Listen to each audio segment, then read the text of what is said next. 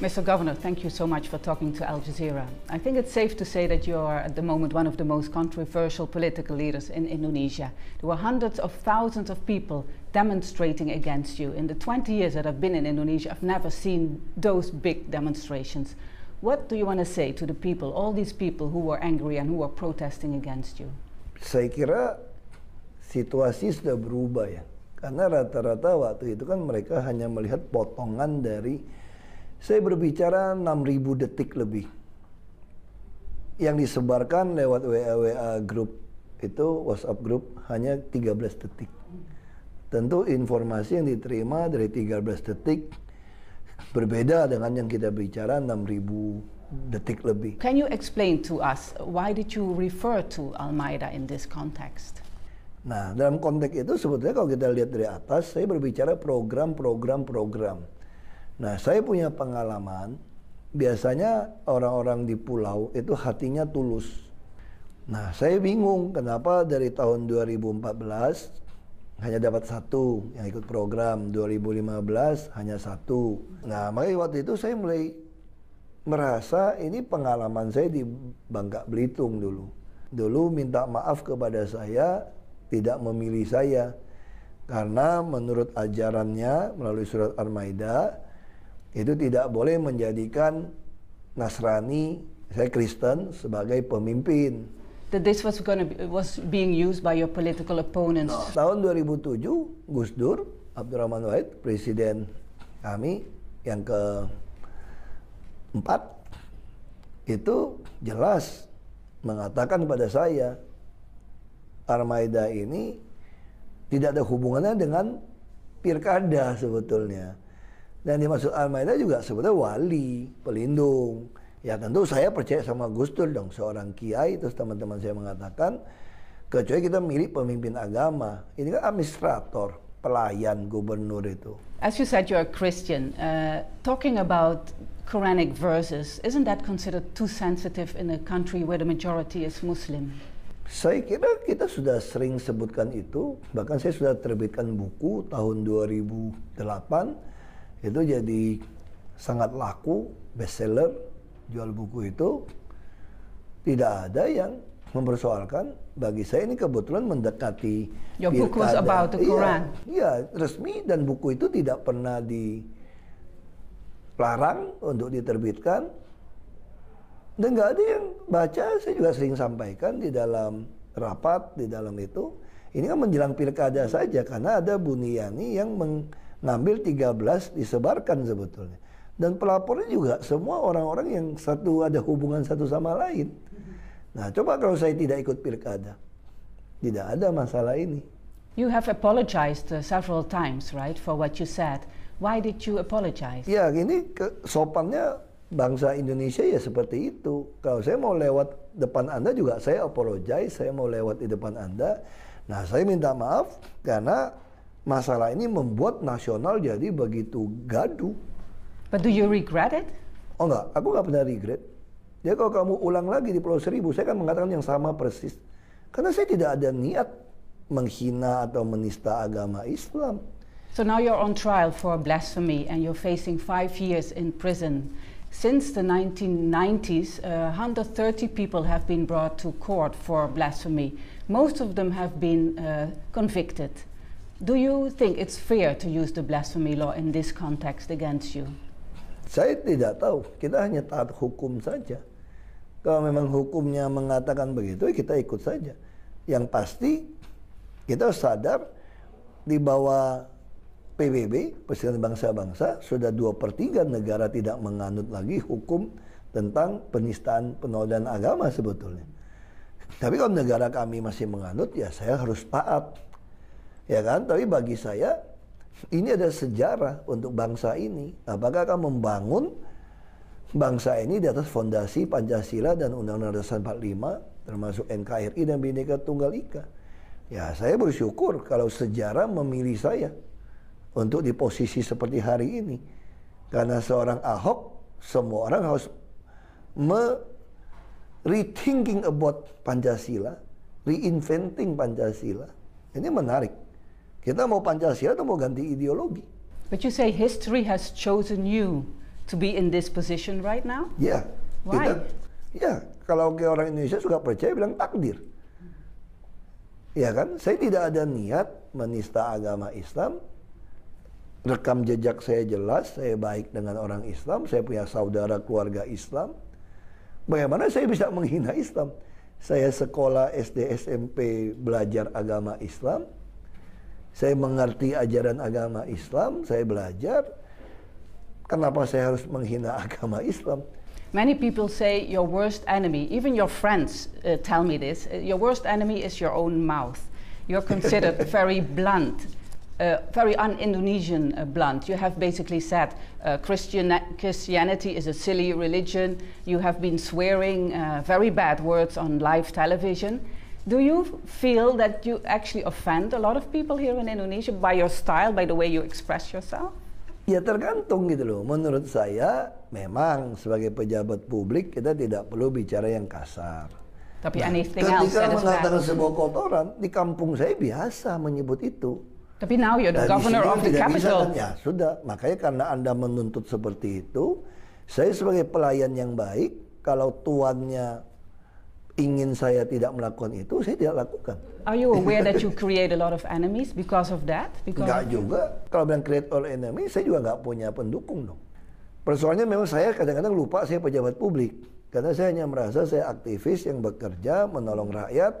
Saya juga geram, lihat kemunafikan, korupsi di mana-mana. Saya juga geram. Apalagi berlindung pakai agama, saya geram. But the outcome of all this is that Indonesia at the moment is pretty much divided between, especially Jakarta, but also even beyond Jakarta, between people who support you and people who don't like you. Do you think that your role has become a divider for Indonesia? Makanya sebetulnya ini pertanyaan yang sebetulnya nggak cocok. Kalau saya hubungkan dengan ini nanti orang tersinggung lagi. Saya mau tanya pertanyaan yang sangat natural. Ketika Tuhan mengutus seorang nabi ke dunia, itu divide or united. Semua nabi yang datang dimusuhin. Saya tidak mengatakan saya nabi. Saya hanya mengatakan kita ini sudah mengorbankan banyak nyawa, banyak darah dari pahlawan-pahlawan kita. Memasang fondasi Pancasila. Undang-Undang Dasar 45, Bhinneka Tunggal Ika. Negara Kesatuan Republik Indonesia. Ketika saya ingin ini dibangun rumah Pancasila, saya bukan divide, saya unity dong. But what do you do, for example, to get the people who actually were protesting against you, who are criticizing you, to unite them back with you, basically, to make peace? Ya bagi saya sederhana saja. Kalau saya terpilih kembali, saya akan melayani semua orang, baik yang suka atau tidak suka dengan saya, karena itu sumpah jabatan saya. Tapi kalau Anda mau mengubah negara ini berdasarkan syariat agama, saya akan di depan melawan Anda. You're talking about... saya pasti depan melawan Anda, karena saya tidak mau nyawa korban orang dikorbankan seenaknya saja. You're talking about the Islamic Defenders Front, for example, right? It's one of the groups that have been at the forefront. Saya tanya sekarang, apakah semua umat Muslim Indonesia merasa FPI itu adalah wakilnya mereka? We are talking about the Islamic Defenders Front, who have been at the forefront of the struggle against you, basically. They've been known for violent actions against religious minorities. The question is, why has never been made any serious efforts to disband this organization until now? Anda mesti tanya kepada yang berwenang, ya, kepolisian. Ya kita nggak bisa nutup. Kita nggak bisa melarang, karena kan government pemerintah di Indonesia, gubernur itu tidak membawahi kepolisian. So you didn't have the power to do that? Bisa. So who has the power to do that? Kepolisian yang harus lakukan, saya kira. Memang wewenangnya ada di mereka. Yang penting begini, kalau dia melakukan anarkis, itu ada Menteri Agama, ada Menteri Dalam Negeri, ada Kejaksaan. Ketika sebuah ormas atau apapun melakukan sesuatu yang bertentangan, mereka harus diperingati. Ya kan, kalau dia enggak, ya silakan tanya kepada menteri kenapa tidak, saya tidak tahu. But the president, for example, President Joko Widodo is one of your most important allies. He hasn't done much as well to actually come out in your support. Are you disappointed in him? Oh enggak dong. Saya sebagai teman tetap teman. Saya yakin selalu Presiden Jokowi mempunyai strategi yang baik. Beliau mempunyai strategi yang baik. Dia memang tentu dipengaruhi dengan budaya Jawa. What is his strategy? Saya kira strategi orang Jawa jelas ya. Menang pun tidak membuat musuh merasa kalah. Ya kan, dia menang pun tidak terlalu bereforia. Nah, saya kira beliau sanggup melakukan itu dengan baik. Dan saya percaya kepada beliau. Beliau seorang nasionalis. Beliau akan taat kepada konstitusi dan akan menegakkan konstitusi. Kita bisa lihat belakangan beliau sangat firm. But he hasn't also done anything concrete yet about the Islamic Defenders Front, for example, or to defend religious freedom, religious tolerance, because there's been many cases against religious minorities also since he was the president. I think 194 attacks against religious minorities only in 2015. Don't you think the president should be doing more? Nanti kita lihat saja. Saya kenal beliau kok. Ya kan? You talk to him about this? Ya, kita nggak ada waktu untuk ketemu sekarang. He's too busy. Or you too busy? Ya, saya tidak enak ke sana kan. Dalam status seperti ini. Nanti merepotkan posisi beliau. Karena kelompok ini kan menuduh seolah-olah presiden membela saya. Padahal kan tidak. Presiden kan kalau mau membela saya bisa dipotong di kepolisian atau di jaksa. Justru presiden membiarkan proses hukum berjalan dengan baik. Sehingga ini jadi satu pelajaran buat negeri ini. But you're sure he still supports you? Ya secara pribadi support, tapi secara hukum saya jalanin. Nanti hukum yang akan membuktikan, hakim yang akan membuktikan. You talked about it before, but how worried are you about the direction Indonesia is currently going in? You're talking about Indonesia as it's officially a secular state with 6 official recognized religions, among them also Christianity, of course. Do you see that Indonesia is heading in a direction where this multi-religious system is going to be eroded and maybe eventually disappear altogether and it's becoming more Islamic? Saya kira enggak. Islam di Indonesia sangat berbeda. Islam di Indonesia itu betul-betul ngerti mengajarkan Islam yang rahmatan lil alamin. Islam yang damai. Karena penyebaran Islam di Indonesia itu melalui perdagangan. Kita punya budaya yang berbeda. Itu kita namakan Islam Nusantara. Kita Islam yang sangat toleran, sangat cinta damai, sangat memaafkan. Itu diajarkan dari kecil. But you can see in the last decade, you can see that there's more conservative Islam coming into daily life in Indonesia. Saya ngerti. Saya dengan saudara saya pun, saya pikir dia juga dipengaruhi oleh Islam yang dari berpakaian, there's definitely a change going on, right? Pakaian dari apa? But how do you feel about that? If you see itu that? yang disebut dari Bung Karno, presiden pertama kami. Kalau Anda mau jadi Islam, tidak perlu jadi orang Arab, orang Timur Tengah. Anda jadi Kristen, ya nggak perlu jadi orang Yahudi. Anda jadi orang Hindu, tidak perlu jadi orang India. Ya Anda mau Islam, mau Kristen, mau Hindu, tetap jadi orang Indonesia. Ini kan soal kepercayaan kepada Tuhan. Nah, saya yakin mayoritas bangsa ini masih sesuai dengan track ideologi kami. But you think it's under threat and it has to be strengthened to this belief of multi-religious? Saya kira ini makin kuat sekarang. Setelah kejadian ini justru makin kuat. Kita makin sadar, kita tidak bisa diam.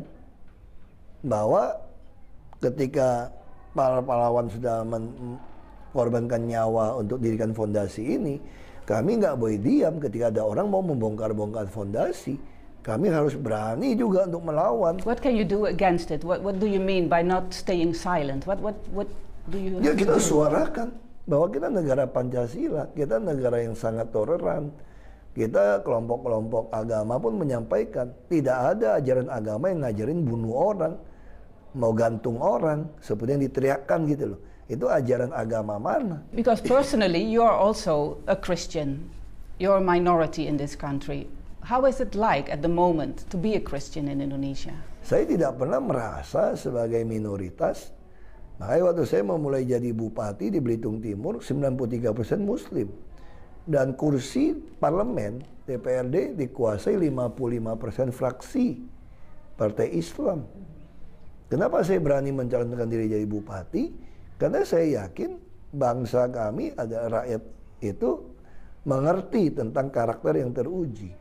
Dia akan memilih orang yang bisa memajukan mereka. Ini konsep yang harus kita miliki.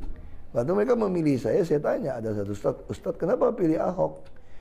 Oh, kalau saya yakin Islam akan lebih maju di bawah pemimpinan Ahok. Karena Ahok ini memenuhi 4 sifat yang disyaratkan dari Nabi Muhammad untuk seorang pemimpin. Ada jujur, cakap, sidik, fatona, tablik, amanah. Disebutkan. Walaupun dia belum mendapat hidayah menjadi seorang muslim. Karena hidayah itu milik Allah. Jadi dia yakin kalau orang walaupun belum mendapatkan hidayah, kalau dia memiliki pengajaran konsep pembangunan yang Islami, maka umat Islam akan lebih maju. Do you think with the case against you and also all these people protesting on the streets, can you still be elected governor? Kita ya tahu Tuhan yang menentukan. Karena kekuasaan itu milik Tuhan. Tuhan yang kasih, Tuhan yang ambil. Because before this, kita tunggu saja 15 Februari. Before this happened, you were really high up in the polls. It seems it was not going to be any problem for you to become the governor again. At the moment, after this all happened, your ratings went down. Ya, itulah yang saya katakan. You see, it's a political itu saya katakan attack. Beberapa orang yang tidak suka dengan yang saya lakukan, orang yang tidak ingin saya terpilih jadi gubernur, menemukan cara untuk menggeser ini. So why didn't they want you to become the governor? What was their problem? Saya nggak tahu, mungkin karena saya terlalu memotong banyak korupsi, kita membuka transparansi, dan tidak ada transaksi tunai di dalam Pemda DKI, dan kita memotong. So you made a lot of enemies among the people who were corrupt? Yeah, some say like that. So, but you still are hopeful that people will, despite this case, will still vote for you? Ya, saya percaya saja kalau nanti kita buktikan di sidang, saksi pelapor banyak yang palsu, dan mereka saling ada berhubungan dengan FPI, tentu masyarakat akan berpikir ulang. So it's all political, you think? The attack against you is political? Kalau kemarin kalau saya mundur, memang ada permintaan, kalau saya tidak mau ribut kasus ini, saya mundur saja dari pencalonan, maka beres. So you didn't think about it? Saya sih tidak ikhlas kalau Jakarta harus ditinggalkan ke orang-orang yang harapan saya mundur. Why? Why was it? That would be the easiest Ya, option. kenapa? Hanya karena takut di fitnah kita harus mundur melakukan pekerjaan besar untuk rakyat. You're not only Christian, but you're also ethnic Chinese. A lot of people also in the Chinese community are very worried about the situation right now because there's growing anti-Chinese sentiments. Because some of them say maybe it's better Ahok stands down because it gives us trouble. How do you feel about that? Itu kalimat bukan saya dengar sekarang, sudah saya dengar sejak tahun 2004, 2005. Do you understand where these anti-Chinese sentiments come from? Because a lot of people here feel, of course, the Chinese own a lot of money. Ini udah dari zaman Belanda. So the gap is very dari zaman big. Belanda. Itu kan pemisahan. Ini memang diteruskan oleh beberapa oknum pemerintah pejabat kita. But do you think you can close that gap between the rich Chinese and the people who feel jealous or envious about? Ya, tugas kami kan mengadministrasi keadilan sosial sebetulnya. Makanya saya sangat sosialis berpikir karena Pancasila itu adalah sosialis kalau kita berpikir. Nah, saya yakin kalau orang bawah ditopang, disubsidi dengan pajak yang orang kaya ini, maka ini akan menghilangkan gap ini. One problem with that is there's a lot of criticism on your eviction policies in Jakarta. You have cleaned the riverbanks basically because of the yearly floods in Jakarta. So there were a lot of slums, and these people have been moved to low-cost apartments, but many of them have not gotten a new house and they're now homeless. So people have called this policy quite heartless. What can you do for these people? How do you kalau data respond? itu nggak betul. Kami tidak mungkin melakukan relokasi sebelum apartemen low-cost apartemen selesai. Ya tidak benar kalau bilang nggak dapat rumah. Itu adalah orang-orang yang tidak KTP di sini. Tapi kalau dia KTP di sini pasti dia dapat. Not all of them. Not all of them, they don't want. Nah sekarang pertanyaan saya, kalau kamu kita pindahkan ke sana, kamu tidak mau, saya nggak bisa maksa. I heard from some reliable sources that you're nominated to have the Nobel Peace Prize this year. Do you feel you deserve it? Ya, saya juga dengar dari beberapa berita, saya lihat ada website orang bilang Ahok for Nobel gitu ya. Nah, saya merasa sebetulnya saya nggak pantas untuk terima Nobel ini. Masih banyak kayak misalnya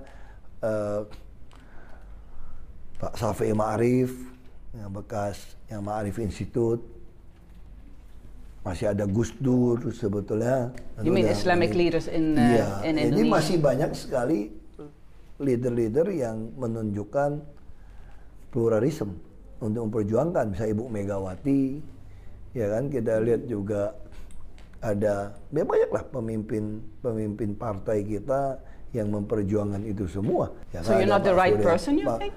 Ya, saya kira saya terlalu junior ya untuk dinominasikan seperti itu. Tapi ya tentu kita menghargai kalau ada orang menominasi seperti ini. Artinya kita sebagai bangsa Indonesia ada nominasi untuk Nobel. Because that would be the first time. Sudah diterima atau tidak, saya tidak tahu. Your political career, where is it going after your, suppose you're going to be elected governor in February? Do you have any ambitions to become the first ethnic Chinese president of Indonesia? Saya tidak pernah masuk ke politik dengan ambisi mau menjadi the first ethnic Chinese. Itu kan istilah orang kepada saya. Saya masuk ke politik karena saya tidak sanggup lagi menolong orang miskin. So the question is, do you want to become the president of Indonesia? Kalau ada orang yang baik jadi presiden untuk memenuhi keadilan sosial, saya tidak mau jadi presiden. Tapi kalau tidak ada orang yang mau mewujudkan keadilan sosial, yang mau membangun rumah Pancasila, harus jadi presiden. Saya mau jadi presiden. Bukan karena sebagai etnis Chinese-nya, tapi dalam rangka untuk mewujudkan keadilan sosial sesuai cita-cita proklamator. Itu yang mau saya lakukan. Next time, next election, or? Saya tidak tahu. Saya sampai katakan kalau ada orang sudah baik, kayak Pak Jokowi sudah jadi presiden yang baik, buat apa saya jadi presiden? Buat apa? Thank you so much, Mr. Governor, for talking to Al Jazeera. Thank you so much. Sama-sama. Thank you.